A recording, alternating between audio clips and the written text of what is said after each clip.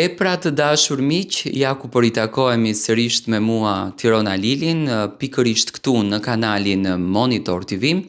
për të komentuar marrëdhënien e Brikenës edhe Mateos. Tani, unë e shikoj që Brikena është duke provokuar Mateon shkronjë pas shkronje, jo fjalë pas fjale. Shkronjë pas shkronje. Do me thënë është shumë inteligjente. Por Mateo aq shumë e pëlqen këtë vajzë, aq shumë e preferon këtë vajzën, sa që nuk e kupton se Brikena është duke bler nga ai dhe në fund të ditës hallalli qoftë, ne mund të themi çfarë të duam, ne mund të themi që Brikena po e lodh, Brikena po e përdor, por Brikena është një vajzë e cila nuk hedh hap nëse nuk ndjehet e sigurt në veten e vet. Edhe mbrëmja tha Mateos që unë po të isha djalë, nuk isha marrë kurrë me një vajzë si unë, sepse unë e kam kokën shumë të fortë, do me thënë nuk lëshoj pe. Tani nuk e di se sa mund të bëjnë bashkë, do me thënë në jetë si çift Brikena dhe Mateo, por unë gjithmonë them që marrëdhëniet më të lumtura, marrëdhëniet më të bukura, është marrëdhënia kur çifti është plus edhe minus me njëri tjetrin. Do me thënë kanë këtë konfliktin interesant siç ka Mateo dhe Brikena. Tani natën e mbrëmshme, gjatë kohës kur po bisedonin në verandë Brikena dhe Mateo, që realisht më kanë ndarë jashtëzakonisht kohë Mateo për Brikenën, sepse pasi përfundoi prajmi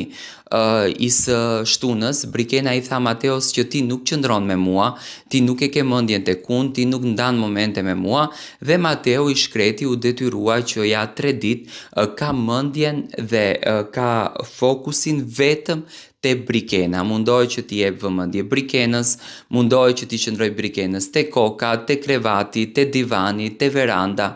te tavolina e bukës, do me thënë është non-stop me Brikenën. Mendoj që është shkëputur pak nga loja me Brikenën, edhe kjo gjëja jam i bindur që sonte do t'i thuhet në surprizën e tij, sepse sonte Mateoja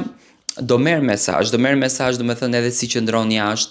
ndoshta do të goditet pak me kunj Brikena që është duke e lodhur shumë, është duke e shkëputur nga loja, duhet pak të aktivizohet më tepër, sepse nuk ma merr mendja që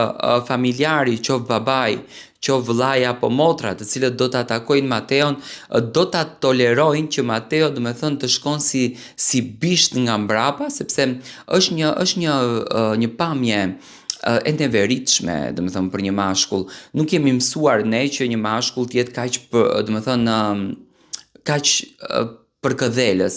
Okej, mund të themi që Luizi e ka bërë të njëjtën, po, ama Luizi ka qenë edhe lojtar shumë i fortë, do me thënë, Luizi nuk mundeshte ta lërë shtëpinë të bie në tokë, ndërsa Mateo kur fokusohet te Brikena, humbet krejtësisht lojën. Tani mbrëm e puthi në dorë, ja puthi dhe gishtin, por përsëri Brikena është shumë akull edhe shumë e ftohtë. Unë jam i bindur që kjo surprizë do të ndryshon shumë gjërat dhe Brikenës do t'i mbetet hatri në një gjë që ndoshta mund të thonë në surprizën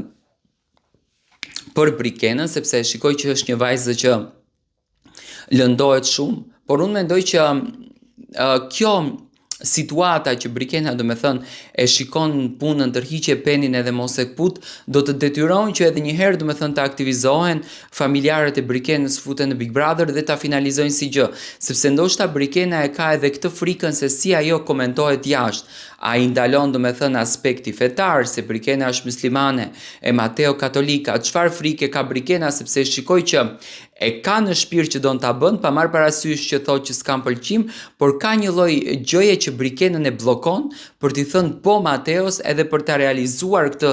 si ndjesi. Do të shohim sonte se si do të rrjedhin gjërat, a do mërzitet Brikena nga surpriza dhe çfarë mesazhi do të merr Mateo.